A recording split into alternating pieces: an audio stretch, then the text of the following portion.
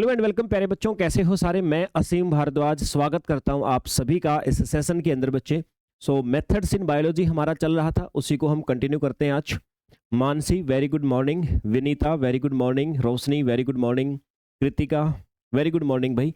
तो चलिए बच्चे शुरुआत करते हैं अपने सेशन की। और इस सेशन के अंदर अगर हम बात करें तो आज नेक्स्ट हमारी बात पढ़ी जाएगी हमारे द्वारा। और अगली चीज क्या होगी बच्चे? प्रोटीन सीक्वेंसिंग मेथड ठीक है, या फिर detection of post translation modification. यानी पहले देखो, दो बातें मैंने बोली हैं आपको। पहला protein sequencing method,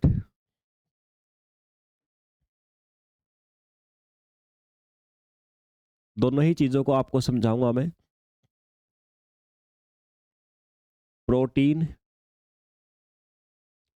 sequencing, protein sequencing method and detection of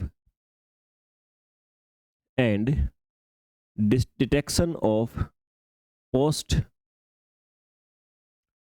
translational changes.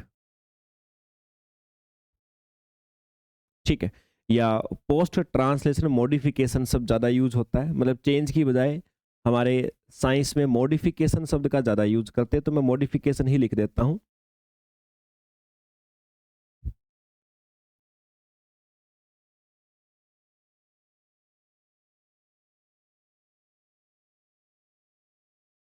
ठीक है, मॉडिफिकेशन के नाम से जिसको बच्चे हमारे द्वारा बोला जाएगा सर, कहा जाएगा।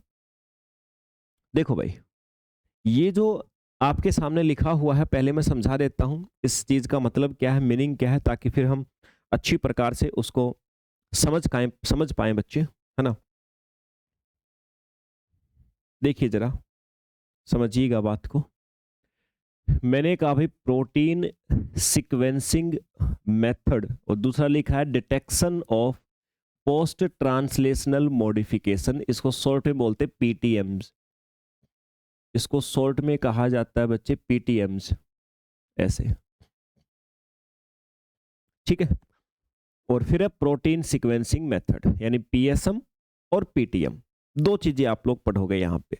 ये सीक्वेंसिंग वाले को ज्यादा शॉर्ट में नहीं यूज करते, ये शब्द आपका शॉर्ट में यूज होता है पीटीएम, इस प्रकार से। देखिए, जहां भी सीक्वेंसिंग शब्द आ गया, मतलब यही है बच्चे, आपको क्या करना है, एक ऐसी प्रक्रिया होगी जिसमें प्रोटीन के अंदर, देखो प्रोटीन किससे बनता है? अमीनो एसिड से बनता है। तो अमीनो एसिड का सीक्वेंस पता लगाना कि जो आपके पास में प्रोटीन है, वो प्रोटीन के अंदर कौन कौन सा अमीनो एसिड किस सीक्वेंस में लगा हुआ है।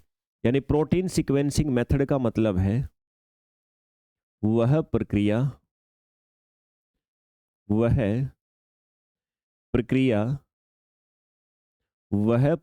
जिसमें प्रोटीन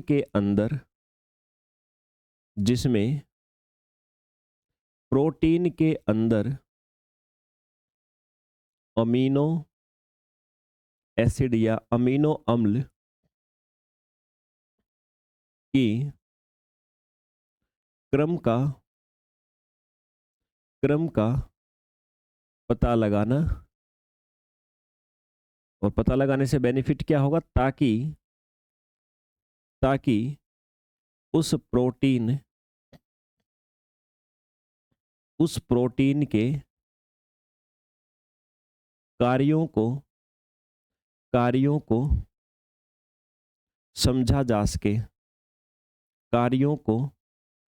उस प्रोटीन के कार्यों को समझा जा सके। ठीक है भाई, उस प्रोटीन के कार्यों को समझा जा सके। ये होता है बच्चे प्रोटीन सीक्वेंसिंग मेथड। हम प्रोटीन के अंदर कौन कौन सा अमीनो एसिड किस सीक्वेंस में लगा है, ये पता लग जाता है, तो हम उसके फंक्शन समझ सकते हैं, हमारी स्टडी के लिए बेहतर हो जाता है। Detection of post translation modification, ये क्या चीज लिखी हुई है मेरे भाई? भाई पीटीएम जो एक अलग से लिखा हुआ है, क्या मतलब है सर इस बात का? कुछ ना कुछ तो सर इसका ही मीनिंग निकलता होगा पीटीएम का। देखो बच्चे, ये मॉडिफिकेशन मतलब होता है वह रासायनिक बदलाव होते हैं जो प्रोटीन के बनने के बाद उसके अमीनो एसिड पर होते हैं। मतलब ये है कि जब डीएनए से आरएनए बनता है, आरएनए से प्रोटीन बनता है, पूरा हो जाता है, तब भी प्रोटीन पूरी तरह से फंक्शनल नहीं होता।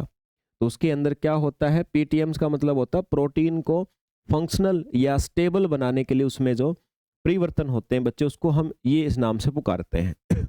लिख देता हूं इसको भी, ताकि पहले दोनों बातें आप लोग समझ लें।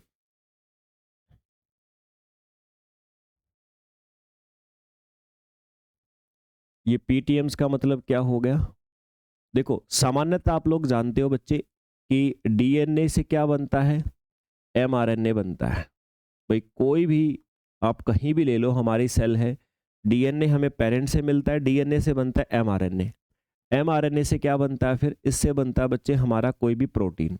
ठीक है सर, प्रोटीन बन गया, अभी अपना काम करेगा। लेकिन क्या होता है बच्चे, बहुत बार ये जो प्रोटीन है ना, ये जो बना है, ये नॉन फंक्शनल होता है, ये अपना काम नहीं कर रहा होता है, नॉन फंक्शनल होता है। यानी ये जो इसका कार्य है ना, ये अभी भी कार्य नहीं कर रहा, बन तो गया लेकिन कार्य नहीं कर रहा।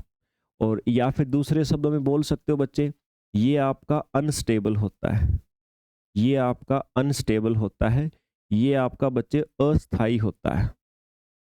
ठीक है, अनस्टेबल होता है ये आपका अस्थाई होता है। समझ में आ गई ना बात, ये आपका क्या होता है सर, अनस्टेबल होता है, ये आपका बच्चे अस्थाई होता है। तो अब ये अनस्टेबल है या नॉन फंक्शनल है, तो इसके अंदर जो अमीनो एसिड है ना बच्चे, अब इसके अंदर प्रोटीन जो बना है, इसके अंदर जो अमीनो एसिड है, उन अमीनो अम्ल में कुछ चेंज आते हैं। अमीनो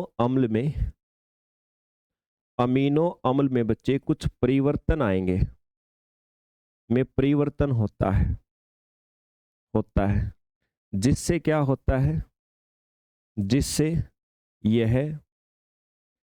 यह प्रोटीन थोड़ा स्टेबल हो जाता है और फंक्शनल हो जाता है।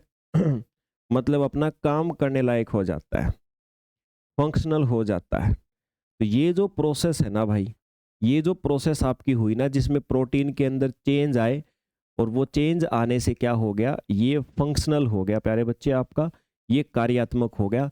तो यही जो प्रोसेस है ना, इसी को हम क्या कहते हैं, पोस्ट ट्रांसलेशनल मॉडिफिकेशन बोलते हैं इसको। ये पीटीएम होता है आपका। नाम से देख लो, ट्रांसलेशन क्या होता है। जो बच्चा ट्रांसलेशन नहीं जानता, मतलब फिर नादान है वो बच्चा, गलत जगह पे प्रिपरेशन करने आ गया है।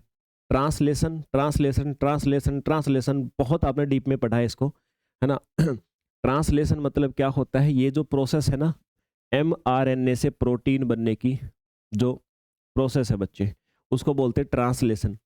तो ट्रांसलेशन पोस्ट का मतलब बाद में, ट्रांसलेशन के बाद में जो मॉडिफिकेशन यानी प्रोटीन के अंदर जो चेंज होते हैं, उन्हीं को कहा जाता है पोस्ट ट्रांसलेशनल मॉडिफिकेशंस के नाम से प्यारे बच्चे कहा जाता है। तो उम्मीद करता हूं आप लोग इस बात को बिल्कुल डेफिनेटली आप लोग इस बात को समझ गए होंगे, और भविष्य में कोई दिक्कत आपको इसमें नहीं आनी है बच्चे। चलिए ठीक है, ये तो मैंने बताया आपको बेसिकली दो चीज जो आप अभी पढ़ोगे, इनके मेथड्स के विषय में पढ़ोगे, तो पहले आपको पता होना चाहिए कि आप लोग पढ़ने क्या जा रहे हो। और इतनी मैं एक्सपेक्टेशन करता हूं बच्चे, आप लोग समझ गए होंगे सर इसमें आप लोगों को क्या जानना है। ओके सर, अब बच्चे ये जो हम पढ़ते हैं, जैसे हम सबसे पहले बात करें प्रोटीन सीक्वेंसिंग। प्रोटीन सीक्वेंसिंग का अगर मैं आपसे ये कहूं कि उद्देश्य क्या है, ऑब्जेक्टिव क्या है, अगर मैं आपसे पूछूं कि ऑब्जेक्टिव क्या है, इसका उद्देश्य क्या है, क्या बोलेंगे आप लोग, बताइए। आप सभी एक बार अपनी तरफ से कुछ सुझाव दीजिए, क्या ऑब्जेक्टिव है। मैंने बता दिया आपको, अब आप लोग एक बार अपने मस्तिष्क से जवाब देने की कोशिश करें प्यारे बच्चे कि सर इसका ऑब्जेक्टिव क्या है, इसका उद्देश्य क्या है।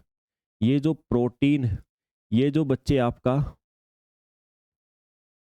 आपके सामने जो आपको दिख रहा है, इसका उद्देश्य क्या है बच्चे, ऑब्जेक्टिव क्या है। तो देखो यार, सबसे पहला तो प्रोटीन सीक्वेंसिंग का उद्देश्य क्या होता है कि हमें सर प्रोटीन की स्ट्रक्चर पता करनी होती है। स्ट्रक्चर समझेंगे तो कार्य समझ में आएगा। यानी प्रोटीन सीक्वेंसिंग का पहला उद्देश्य है प्रोटीन की स्ट्रक्चर या संरचना समझना। संरचना आपको समझ में आएगी कि कौन कौन से अमीनो एसिड है, तो फिर उसके कार्य भी समझ में आएंगे, वह कार्य पता करना। ठीक है, तो फिर आप समझ पाओगे कि भाई इस प्रोटीन के अंदर क्या कार्य होते हैं, क्योंकि हमारे पास बहुत सारा डाटा पहले से है कि भाई फलाना फलाना अमीनो एसिड जहाँ पे होता है यहाँ पर ये काम होता है। हमारे पास कोई अननोन प्रोटीन आया, हमने देखा उसमें कौन कौन से अमीनो एसिड है, हम कंपेयर कर लेंगे तो मेरे भाई पता लग जाएगा कि क्या काम कर सकता है ना। ऑर्गेनिज्म के फंक्शन के लिए, ऑर्गेनिज्म नहीं, इतना वैरायटी मत बताओ मानसी, प्रोटीन का फंक्शन करो। ऑर्गेनिज्म फिर बहुत बड़ी टर्म हो जाती है, थोड़ा स्पेसिफिक जवाब दो, मतलब लार्ज स्केल पे मत दो, स्मॉल स्केल पे देना शुरू करो, तब ज़्यादा बेटर रहेगा, है ना। अच्छा, फिर दूसरी बात, अब भाई हमारे शरीर में सब कुछ ही तो प्रोटीन से हो रहा है। कहोगे सर कैसे? भाई आपको पेरेंट से मिला डीएनए, डीएनए से बना आरएनए, आरएनए से बने प्रोटीन, प्रोटीन ने तुम्हारा पूरा शरीर बना के रख दिया तुम्हारे सामने। अब अगर वो प्रोटीन ही गड़बड़ होगा तो तुम्हारा शरीर ढंग से नहीं बनेगा, कोई ना कोई बीमारी होगी। तो इसका मतलब ये हुआ सर, एक और उद्देश्य हमारा ये है कि जो रोग है ना, रोगों का पता लगाना, है ना, पता लगाना, वह उपचार कर सके, या उपचार करना, या हम उपचार कर सके। तो ये प्रोटीन सीक्वेंसिंग पता लगती है हमें, तो प्रोटीनों का फंक्शन पता लगा, फंक्शन पता लगा तो हमें ये पता लगता कौन सा प्रोटीन ढंग से काम नहीं कर रहा है। तो बच्चे वो रोगों का उपचार भी जो हम लोग करते हैं ना वो इसी के माध्यम से करते हैं प्यारे बच्चे, इसी की सहायता से हमारे द्वारा किया जाता है सर। ठीक है ना। ओके सर, तो ये कुछ ऑब्जेक्टिव हैं, छोटे छोटे बना के कितने भी लिख सकते हो। मेन बात क्या है सर, ये प्रोटीन सीक्वेंसिंग जो होती है ना इसको करने के कुछ मेथड्स हैं, हमें तो मेथड्स जानने हैं सर।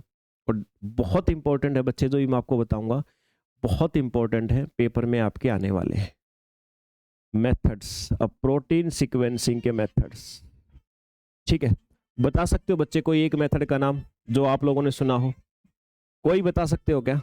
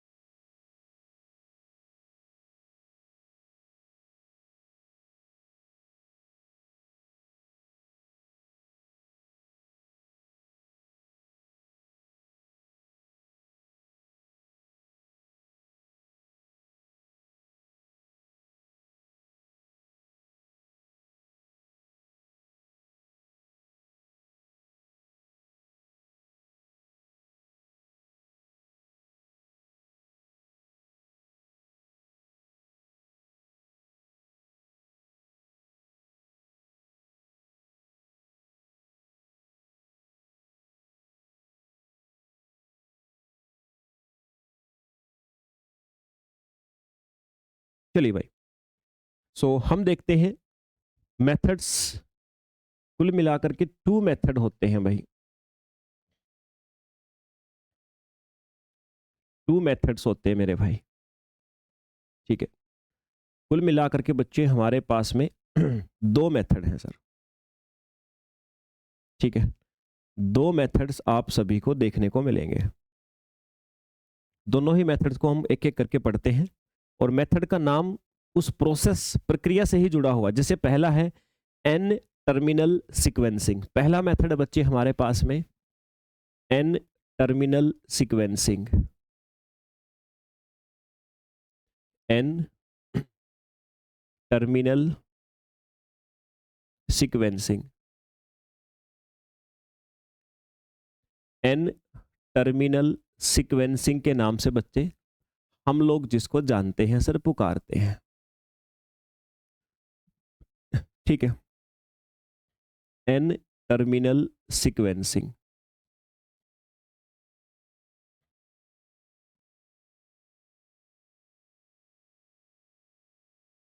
ये हमारे पास में सर एक मेथड एन टर्मिनल सीक्वेंसिंग। देखो एक शब्द लिखा बच्चे यहाँ पे एन टर्मिनल, पहले तो इसका मतलब समझने की कोशिश करेंगे आप लोग ये एन टर्मिनल क्या है? देखो सीक्वेंसिंग तो आपने अभी अभी पढ़ा सर, सीक्वेंसिंग का मतलब होता है अमीनो एसिड का सीक्वेंस या क्रम पता करना। प्रोटीन के अंदर जो अमीनो अम्ल है उनका सीक्वेंस पता करना, या प्यारे बच्चे उनका क्रम पता करना। ये एक है सर एन टर्मिनल। ये एन टर्मिनल क्या है? अब ऑब्वियस सी बात, आप लोग प्रोटीन के अंदर अमीनो एसिड का सीक्वेंस देख रहे हो, तो प्रोटीन का ही कोई ना कोई टर्मिनल होगा, कोई ना कोई सिरा होगा। प्रोटीन का देखो बच्चे एक सिरा होता है जहां पर एक अमीनो ग्रुप होता है फ्री। प्रोटीन का कोई भी मॉलिक्यूल है बच्चे, प्रोटीन का कोई भी मॉलिक्यूल है, उसके अंदर मेरे भाई एक तरफ प्रोटीन का एक सिरा ये है, एक सिरा ये, तो प्रोटीन का जो एक सिरा है ना, एक सिरे पर एक फ्री अमीनो एसिड ग्रुप होता है। यही वाला जो सिरा है इसको एन टर्मिनल बोलते हैं। यानी मैं लिख देता हूं, एन टर्मिनल का मतलब होता है फ्री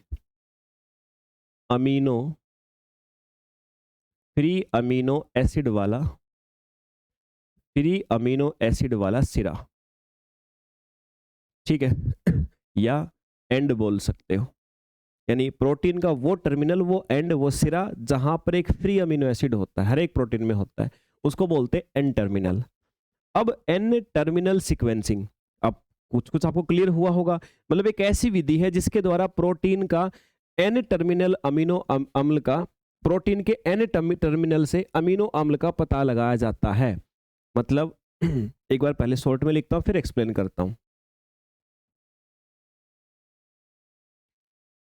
वह विधि यानी वह मेथड, वह विधि जिसमें प्रोटीन के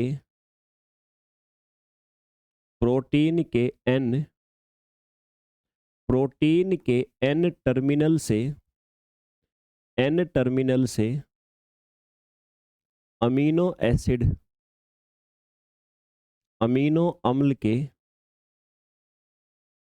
अमीनो अम्ल के क्रम का पता लगाया जाता है।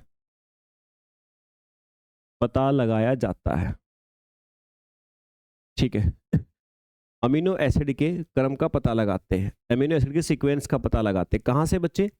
एन टर्मिनल से। जब हम एन टर्मिनल से पता लगाते हैं तो एन टर्मिनल सीक्वेंसिंग बोलते हैं। अब आप कहोगे सर थोड़ा बना के बताओ ना सर, एन टर्मिनल कैसा होता है? चिंता मत करो, सब कुछ आएगा। अभी मेथड पे कंसंट्रेट कर लो। जब प्रोटीन पे कंसंट्रेट करोगे तो प्रोटीन के एक एक पॉइंट खोल के हम लोग पढ़ने वाले हैं। लेकिन मैंने कहा ना, पेशेंस जरूरी है, एक चैप्टर में दूसरा मिक्स नहीं करना है, सबको सेपरेट लेके चलना है। जहां मेथड पे कंसंट्रेट करो तो वहां पे उतना समझो जितना हमारे मेथड सीखने में काम आ जाए। और जब स्ट्रक्चर पे जाओगे, जब बायोमोलिक्यूल स्ट्रक्चर पढ़ोगे, संरचना पढ़ोगे, बायोमोलिक्यूल पढ़ोगे, तो फिर बायोमोलिक्यूल में हर चीज को खोल खोल के भी देखना है। कहाँ कैसा सिरा, क्यों सिरा, कैसे जुड़ा, कितने बॉन्ड बने, सारी बातें जानोगे, है ना। तो यहाँ मेथड पे कंसंट्रेट करो। तो प्रोटीन का जो एन टर्मिनल से अगर हम सीक्वेंस करें, मतलब प्रोटीन का ये एन टर्मिनल सपोज करो, और ऐसे बहुत सारे अमीनो एसिड प्रोटीन में जुड़े हुए हैं, तो हम क्या करें? अगर प्रोटीन का ये एन टर्मिनल को पकड़े, यहाँ से एक अमीनो एसिड को निकाल लिया, देखा कौन सा है, फिर दूसरे को निकाल लिया, देखा कौन सा है, फिर तीसरे को निकाल लिया, फिर इसको देखा, हमने ऑब्जर्व किया। तो ऐसे ये जो मेथड है ना, एन टर्मिनल से एक अमीनो एसिड को निकाल के और उसको ऑब्जर्व करना, यही मेथड होता है एन टर्मिनल सीक्वेंसिंग बोला जाता है बच्चे। इसको हम एडमंड डिग्रेडेशन भी बोलते हैं। क्या बोलते हैं? Edmund degradation. इस मेथड को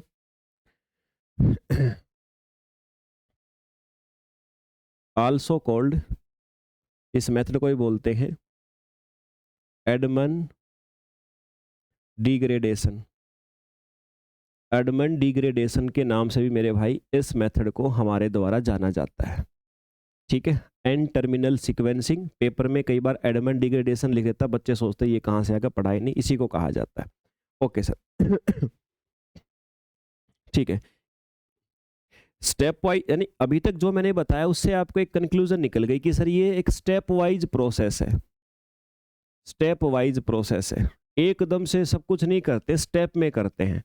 स्टेप वाइज प्रोसेस है, चरणों में होने वाली प्रक्रिया है। मतलब एक स्टेप में एक अमीनो एसिड को निकाला, उसको एनालाइज किया, फिर दूसरे को निकाला, उसको एनालाइज किया, फिर तीसरे को निकाला, उसको एनालाइज किया। ये स्टेप में चलती है बच्चे प्रोसेस। बहुत सारी प्रोसेस ऐसे भी होते हैं जहां पे बहुत सारे अमीनो एसिड को एक साथ हम सीक्वेंस पढ़ लेते हैं, वो भी सिखाऊंगा आज। सारी सीखनी है आपको, पहले स्टेप वाइज वाली बताई है जो धीरे धीरे करके करते हैं, फिर मैं आपको ब्रॉड लेवल पे कैसे करते हैं वो भी सिखाऊंगा, है ना। ओके सर, तो उद्देश्य तो वही है हमारा। कई बार है ना, पता है बच्चे, हमने कहा कि प्रोटीन की स्ट्रक्चर का पता लगाना जिससे हमें फंक्शन पता लग सके, ऐसा हमने कहा ना।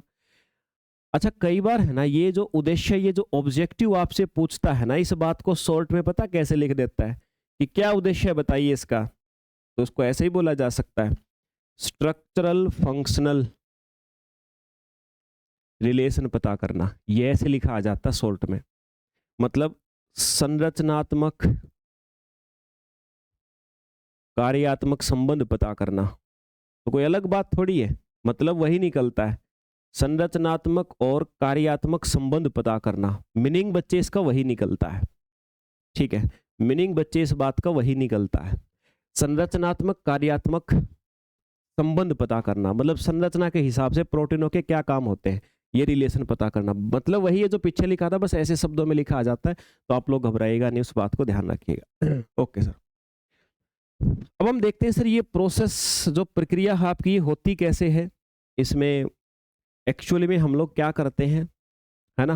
अभी दो चार आपको स्टेप्स बताऊंगा, क्लियर हो जाएगा आपको इस प्रोसेस, क्योंकि इसमें कुछ अलग करते ही नहीं है, जैसा आपने बहुत सारी बातें अभी तक पढ़ चुके हो ना, समथिंग समथिंग उसी से रिलेटेड काम करते हैं।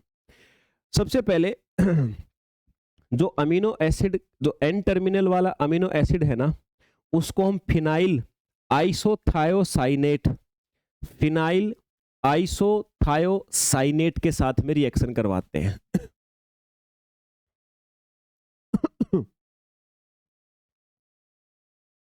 एन टर्मिनल अमीनो एसिड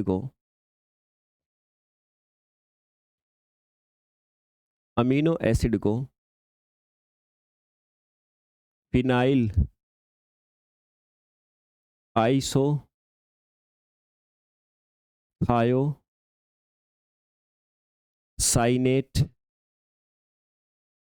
के साथ क्रिया करवाते हैं बच्चे, क्रिया करवाते हैं। अच्छा, अब आजकल हमारे पेपर में क्या है कि केमिकलों के नाम पूरे लिखे नहीं आते, ठीक है, ये जैसे है, तो इसको शॉर्ट में PITC ये ऐसे लिखा आ जाता है, ठीक है।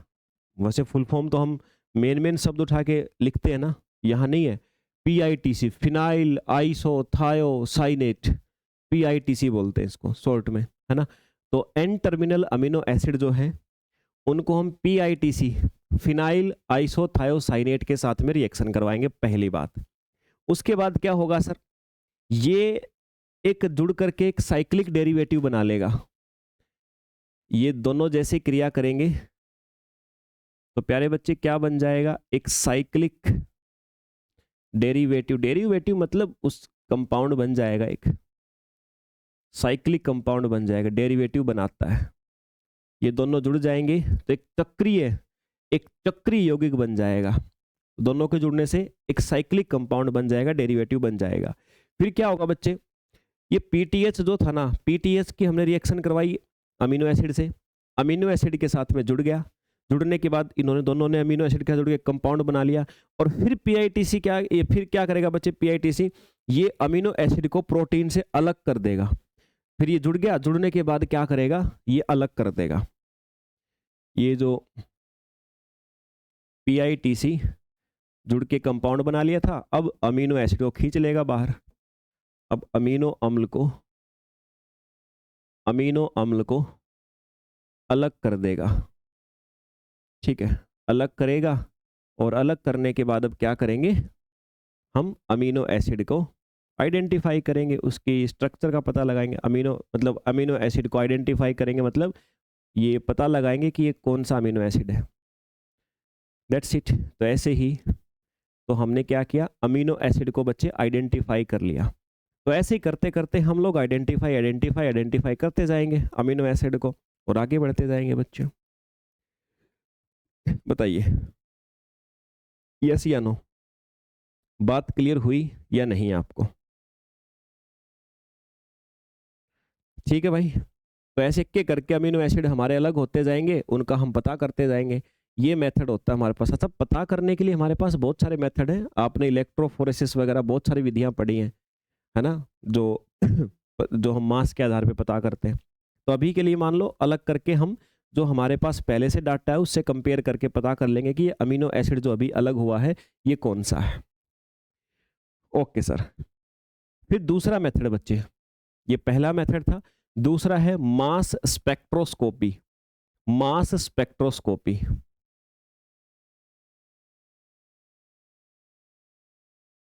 मास स्पेक्ट्रोस्कोपी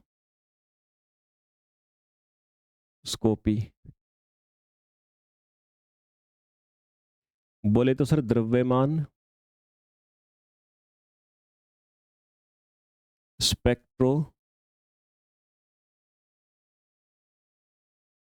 द्रव्यमान स्पेक्ट्रोस्कोपी। ठीक है, द्रव्यमान स्पेक्ट्रोस्कोपी के नाम से बच्चे हम लोग जिसको जानेंगे सर। अब मास लिखा हुआ है शब्द, तो ऑब्वियस सी बात है सर कोई ना कोई हम मास का सहारा लेंगे। ये एक ऐसी, देखो पिछली जो तकनीक थी ना वो क्लासिकल मेथड था, एक एक करके पता करते हैं।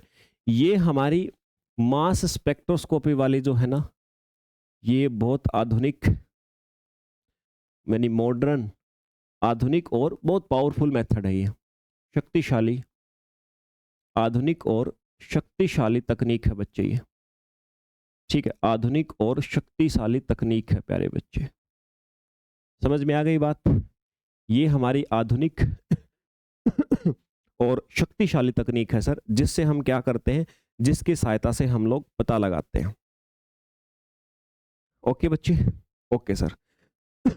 ये तो हुआ हमारा मास स्पेक्ट्रोस्कोपी। आज होगा कैसे इसमें, इसका उपयोग प्रोटीन के अमीनो एसिड सीक्वेंस और पोस्ट ट्रांसलेशन मॉडिफिकेशन दोनों को पहचानने के लिए करते हैं। इससे हम दोनों चीजों का पता लगाते हैं। इसका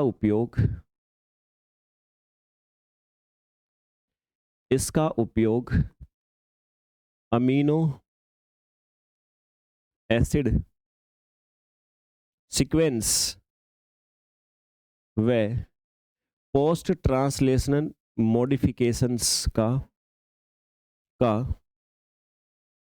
पता लगाने में होता है, पता लगाने में होता है बच्चे। ठीक है भाई, तो इससे हम क्या कर सकते हैं सर, दोनों ही चीजों का पता लगा सकते हैं। अमीनो एसिड सीक्वेंस और पीटीएम जो होते हैं ना, इन सब का पता बच्चे हम इसकी सहायता से लगा सकते हैं। ओके सर, और पीटीएम समझ गए होंगे ना, पहले ही मैंने बता दिया था आपको कि पीटीएम्स का मतलब क्या होता है। प्रोटीन जब बनते हैं तो नॉन फंक्शनल होते हैं, लेकिन एक बार जब बन जाते हैं तो उसके बाद उनके अंदर कुछ ऐसे परिवर्तन आते हैं जिन परिवर्तन के आधार पे वो काम करना शुरू कर देते हैं। ठीक है, इसमें हम अमीनो एसिड सीक्वेंस का कैसे पता लगाते हैं, इस मेथड के बारे में इतना याद रखो, जो अमीनो एसिड हमें प्राप्त होते हैं उन अमीनो एसिड का मास के आधार पे, मास यानी द्रव्यमान के आधार पे, मास के आधार पर इस मेथड में हम क्या करते हैं, अमीनो एसिड का बच्चे पता लगाते हैं, डिफरेंस करते हैं। भाई हमारे पास में पहले से अमीनो एसिड का सारा डाटा है, हमें पता है कि कौन से अमीनो एसिड का मास क्या है, तो इसमें जस्ट कंपैरिजन करते हैं। इस मेथड में हम, स्पेक्ट्रोस्कोपिक मेथड होता है जो मास का अनुमान लगाता है, जो द्रव्यमान का अनुमान लगाता है, और फिर मास को हम कंपेयर करते हैं, कंपेयर करके पता करते हैं कि जो हमने अभी इस प्रोटीन में से अमीनो एसिड निकाला उसका मास लगभग कितना है, तो कंपेयर करके पता लग जाता है। अभी मेन बात ये बच्चे, मैं आपको 5-7 तरीके के ये मॉडिफिकेशंस बताने वाला हूँ। मैंने आपको एक नई टर्म हमारे पास आई है, ये पोस्ट ट्रांसलेशनल मॉडिफिकेशन, जो शुरू में ही मैंने बताई थी क्या होता है। अभी जो पीटीएम्स है ना, इसके कुछ टाइप देख लो बच्चे, पेपर में आ जाते हैं, कुछ टर्म आ जाती हैं, तो पीटीएम्स टाइप देख लो। पोस्ट ट्रांसलेशन मॉडिफिकेशंस जो है ना, इनकी कुछ टाइप हैं, अलग अलग नाम से होती हैं। कौन से मॉडिफिकेशन में क्या होता है, मैंने आपको इतना तो बोल दिया कि भाई अमीनो एसिड जो है ना उसके साथ, मतलब जो प्रोटीन आपका बना है ना, उस प्रोटीन के साथ में कुछ चेंज होता है और वो काम करने लग जाता है फिर अपना। तो क्या चेंज होता है, एक्चुअल में मैं आपको कंक्लूजन के तौर पे बताऊं तो चेंज ये होता है कि अमीनो एसिड के साथ आकर के कोई ना कोई दूसरा केमिकल जुड़ जाता है, दैट्स इट। अमीनो एसिड के साथ में जो देखो आपका प्रोटीन बन गया, प्रोटीन बनने के बाद किससे बना प्रोटीन? अमीनो एसिड से। अब अमीनो एसिड के साथ अगर कोई दूसरा आके जुड़ जाए बच्चे, कोई दूसरा केमिकल आके जुड़ जाए तो फिर प्रोटीन काम करना शुरू कर देता। तो यही हमें पढ़ना है।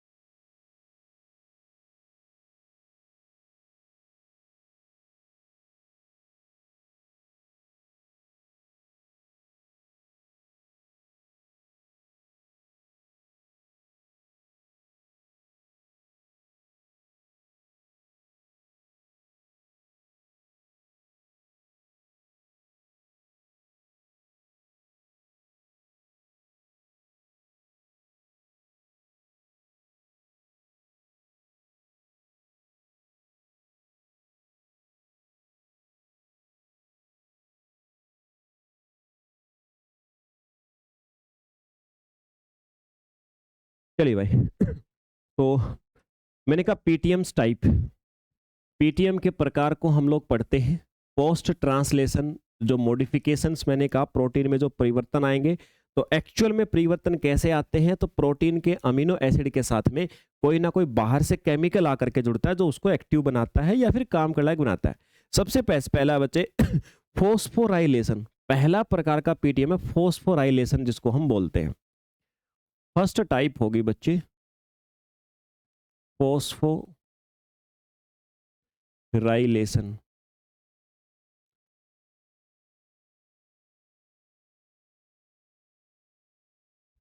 ठीक है, फोस्फोराइलेशन जिसको हम लोग कहेंगे। देखो भाई, फोस्फोराइलेशन एक नाम है, किस चीज का नाम है सर? पीटीएम का। मतलब ट्रांसलेशन यानी प्रोटीन बनने के बाद उसमें जो परिवर्तन होता है उसका नाम है फोस्फोराइलेशन। इसमें क्या होता है? प्रोटीन का जो OH ग्रुप होता है ना बच्चे, प्रोटीन का जो OH ग्रुप है इसमें होगा क्या, लिख देता हूं मैं। प्रोटीन के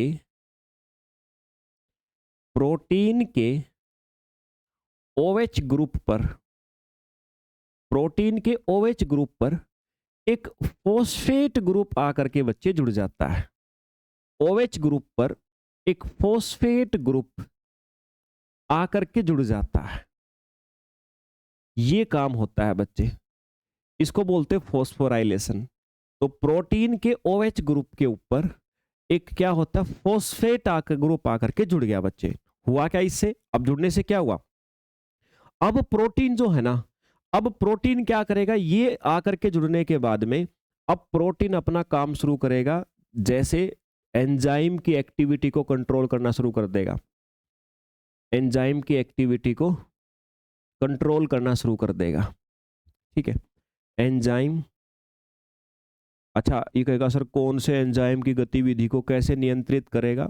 अभी पूरा सिलेबस पढ़ते रहो, पता लग जाएगा आपको, सारी चीज़ें आएंगी समय समय पे। फिलहाल मेथड्स पे काम कर रहे हैं तो कंफ्यूज नहीं होने का, टॉपिक्स को मिक्स नहीं करने का। मिक्स कर दिया सब खराब हो जाएगा।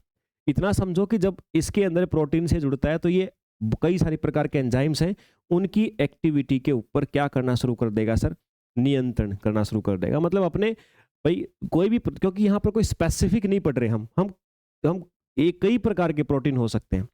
तो कोई भी प्रोटीन है उसके ऊपर अगर ये फॉस्फेट ग्रुप आपके जुड़ता है तो प्रोटीन क्या करता है, फिर एंजाइम्स को कंट्रोल करना शुरू कर देता है, क्योंकि एंजाइम भी तो प्रोटीन ही होते हैं। तो एंजाइम के रूप में जो प्रोटीन एक्टिविटी करता है ना हमारी बॉडी में, जहां पे जो भी करता है, तो उनको आप कंट्रोल करना शुरू कर देगा बच्चे। दूसरा बच्चे सिग्नल ट्रांसडक्शन को कंट्रोल करेगा। सिग्नल ट्रांसडक्शन को रेगुलेट करेगा, ठीक है, यानी आपके सूचनाओं का आदान प्रदान को नियंत्रित करेगा। जो सेल है ना, सेल के विभिन्न प्रकार के अंग होते हैं, तो सेल के अंदर जो इन्फॉर्मेशन आई बाहर से, या सेल के अंदर से जो इन्फॉर्मेशन बाहर जा रही है, तो सूचनाएं जो चल रही है ना, अब ये प्रोटीन क्या है, ये काम होने के बाद में उन सिग्नल्स को भी आदान प्रदान में सहायता करेगा, उसको रेगुलेट करेगा उस प्रोसेस को। तो ये पहला पीटीएम था, फॉस्फोराइलेशन। ये पीटीएम हुआ मतलब फॉस्फेट ग्रुप जुड़ा, अब जुड़ने से प्रोटीन एक्टिव हो गया तो अपना काम करना शुरू कर दिया। फिर है बच्चे आपका ग्लाइकोजाइलेशन। अगला मॉडिफिकेशन का नाम है ग्लाइकोजाइलेशन, और याद रखिएगा हिंदी इंग्लिश में नाम सेम रहेंगे बच्चे।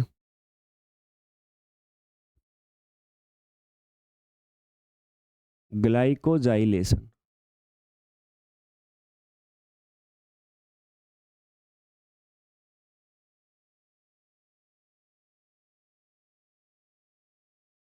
ठीक है भाई। अगला है हमारे पास में सर ग्लाइकोजाइलेशन। इसमें क्या होगा, देखिए नाम से कुछ ना कुछ रिसेंबल होती चीजें मिलती हैं। ग्लाइकोजन क्या, शुगर है, तो कहीं ना कहीं कोई ना कोई बात आपको यहाँ रिलेट करती मिलेगी बच्चे शुगर के साथ में। शुगर के साथ में मतलब क्या रिलेट करेगी सर, इसके अंदर क्या होगा, प्रोटीन के साथ में शुगर चेन जुड़ जाती है। अगर कभी प्रोटीन बनने के बाद में बच्चे प्रोटीन के साथ शुगर चेन जुड़ जाए, तो इसमें प्रोटीन के साथ बच्चे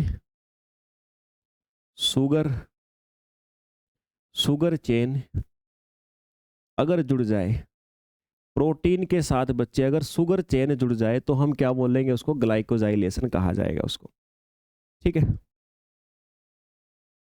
घनश्याम करें सर, क्लास सारी ले ली है, रिवीजन कैसे करें कुछ बताइए। घनश्याम जी, रिवीजन के लिए अगर आपने नोट्स बनाए हैं तो उनको करिए। दूसरा, जो मैंने एमसीक्यू जितने भी करवाए हैं, जिन बच्चों का अभी निकट वाला एग्जाम है, तो वो बच्चे एमसीक्यू को बहुत अच्छे तरीके से कर लो, और बाकी नोट्स बनाए तो उनको करो, नहीं बनाए तो जो पीडीएफ आपको मिलती है उनसे रिवीजन करो साथ साथ। ये एक्सपेक्टेशन मत करना कि जो करोगे वो 100% याद हो जाएगा, 100% याद नहीं होता। बस अपनी तरफ से मल्टीपल टाइम उसको रिवीजन कर लो, एमसीक्यू से सीखते रहो चीज़ों को, और निकट भविष्य वाला भी जो आपका है एग्जाम, उसमें भी आप लोग अच्छा कर पाओगे, कोई दिक्कत नहीं है, ठीक है ना। बस पॉजिटिव रहना। चलिए सर, तो प्रोटीन के साथ अगर शुगर चेन जुड़ जाए तो हम क्या कहते हैं उसको, ग्लाइकोजाइलेशन कहा जाता है। इससे क्या होता है, शुगर चेन जुड़ने से प्रोटीन की स्टेबिलिटी बढ़ती है। ये क्या होता है, इससे प्रोटीन आपका स्टेबल होता है ना, प्रोटीन आपका स्थायी हो जाता है, प्रोटीन आपका स्टेबल होता है बच्चे, टूटने के कम चांस रहते हैं। स्टेबल होगा तभी तो कहीं ना कहीं अपना काम लंबे समय तक कर पाएगा मेरे भाई, तो बढ़ता है सर। दूसरा है फिर आपका जो सेल के द्वारा कुछ मटेरियल सीक्रेट होते हैं, उन मटेरियल्स, उन पदार्थों के सीक्रेशन में भी सहायता करता है, ठीक है भाई। यानी पदार्थ जो होते हैं, उन पदार्थों का स्त्रावण भी आपका होता है इससे, ठीक है भाई। पदार्थों का स्त्रावण भी होता है, मटेरियल्स जो होते हैं उनका सीक्रेशन भी होता है बच्चे, उनका स्त्रावण भी होता है। समझ में आ गई बात, ओके सर। तो ये कुछ काम है जो इस मॉडिफिकेशन के होने से होते हैं। कौन सा बताया, दूसरे वाला। जो तीसरा बच्चे एसिटाइलेशन, एसिटाइलेशन, ये तीसरा पीटीएम है। तीसरा बच्चे एसिटाइलेशन।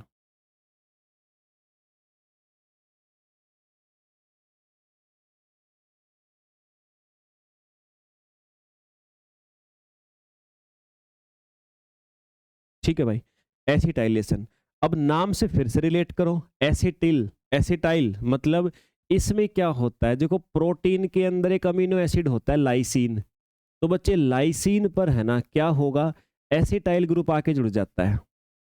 एसिटाइल ग्रुप यानी ये केमिकल है, ये एसिटाइल ग्रुप या एसिटाइल केमिकल आकर जुड़ जाता है, आकर बच्चे जुड़ जाता है, तो उसको क्या बोलते हैं, उसको बोलते हैं एसिटाइलेशन।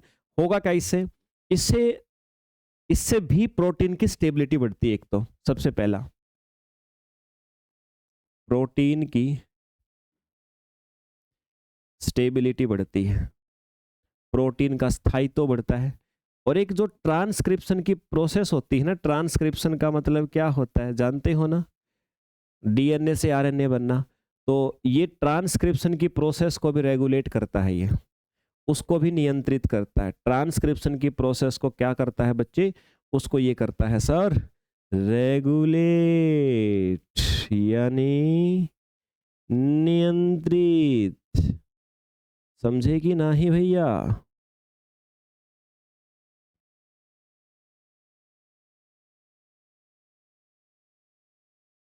समझ गए ना बात को? तो ये काम करेगा मेरे भाई, एसिटाइलेशन की जो प्रोसेस है ना इसके अंतर्गत होगा। इसके बाद फिर नेक्स्ट बात फिर होता है मिथाइलेशन। मिथाइलेशन, मिथाइलेशन में मिथाइल ग्रुप जुड़ेगा, ये भी अगला है मेरे भाई आपके पास में चौथे नंबर पे।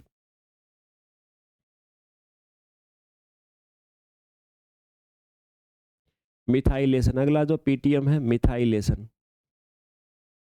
इसमें क्या होता है सर, मिथाइल ग्रुप जुड़ेगा, कहाँ पे जुड़ेगा, ये भी या तो लाइसीन पे जुड़ेगा बच्चे, या फिर आपका जो अर्जिनिन होता है, मतलब प्रोटीन के अंदर अमीनो एसिड की बात कर रहा हूं, या तो लाइसीन या अर्जिनिन, या तो लाइसीन अमीनो एसिड या फिर अर्जिनिन, अर्जिनिन इस पर अमीनो एसिड, इस पर क्या होगा, मिथाइल, मिथाइल ग्रुप आके जुड़ेगा, मिथाइल ग्रुप आकर जुड़ेगा। ठीक है, ये लो फिर मिथाइलेशन हो जाएगा बच्चे। बेनिफिट क्या होता है इससे, जो जीन एक्सप्रेशन है ना, जीन एक्सप्रेशन मतलब जीन के कारण जो प्रोटीन बन के हमारे शरीर में जो परिवर्तन आ रहा है, तो उस पे कंट्रोल होता है। इससे फिर जो प्रोटीन है ना वो क्या करेगा, ये चेंज होने के बाद प्रोटीन क्या करता है, जीन एक्सप्रेशन को रेगुलेट करता है। हिंदी में बोले तो जीन अभिव्यक्ति को नियंत्रित करता है। और ये पढ़ चुके हो आप लोग, कभी कहो कि सर ये क्या होता है विस्तार में बता दो, पढ़ चुके हो आप सारी बात। जीन अभिव्यक्ति को नियंत्रित करता है बच्चे, ये बात आप सभी के द्वारा पढ़ी जा चुकी है। फिर एक होता है बच्चे आपका यूबिक्विटिनेशन, यूबिक्विटिनेशन। अब ये भी आपका केमिकल के नाम से ही है, यूबिक्विटिनेशन, यूबिक्विटिनेशन मतलब है यूबिक्विटीन आकर जुड़ना। अब की बार कौन सा केमिकल आके जुड़ेगा, यूबिक्विटीन केमिकल आकर के जुड़ जाएगा प्रोटीन के साथ में। समझ में आई बात? Okay sir. इससे क्या होता है जो इसके जुड़ने से क्या होगा, अब एक नई प्रक्रिया शुरू होती है जिसमें जिसमें जो हमारी बॉडी में खराब प्रोटीन है ना, वो खराब प्रोटीन डिग्रेड होना शुरू हो जाएगा, नष्ट होना शुरू हो जाएगा। यानी जो प्रोटीन खराब है ना उसको डिग्रेड करेगा भी। अगर ये पीटीएम हो गया मतलब ये आके जुड़ गया किसी प्रोटीन के साथ, तो अब वो प्रोटीन क्या करेगा मेरे भाई, जो खराब प्रोटीन है ना उनको डिग्रेड करना शुरू कर देगा। फिर एक होता है लिपिडेशन। लिपिडेशन का मतलब होता है प्रोटीन के साथ लिपिड आकर के जुड़ना। एक और पीटीएम होता है बच्चे लिपिडेशन। लिपिडेशन यानी प्रोटीन के साथ में लिपिड का जुड़ना। और ये किस में सहायता करता है, ये सिग्नल जो पैटर्न होता है हमारे सेल के बीच में, जो कोशिकाएं होती हैं उनके बीच में संदेशों का आदान प्रदान होता है, तो उस प्रोसेस में सहायता करता है। ठीक है भाई, चलिए बच्चे, तो ये बात मैंने आपको बता दिया है, उम्मीद करता हूं समझ में आ गई होगी बात। ये क्या था बच्चे, प्रोटीन सीक्वेंसिंग और पीटीएम, दो बातें मैंने आपको पढ़ा दी। अब अगली चीज हम शुरू करेंगे अगली क्लास में, अभी डीएनए सीक्वेंसिंग है ना, और उसके मेथड, और जीनोम मतलब डीएनए सीक्वेंसिंग या जीनोम सीक्वेंसिंग बोल सकते हो, अब उसको पढ़ा जाएगा, उसके लिए भी वेरियस मेथड हमारे पास में है। तो मिलते हैं बच्चे नेक्स्ट क्लास में। जय हिंद भाई।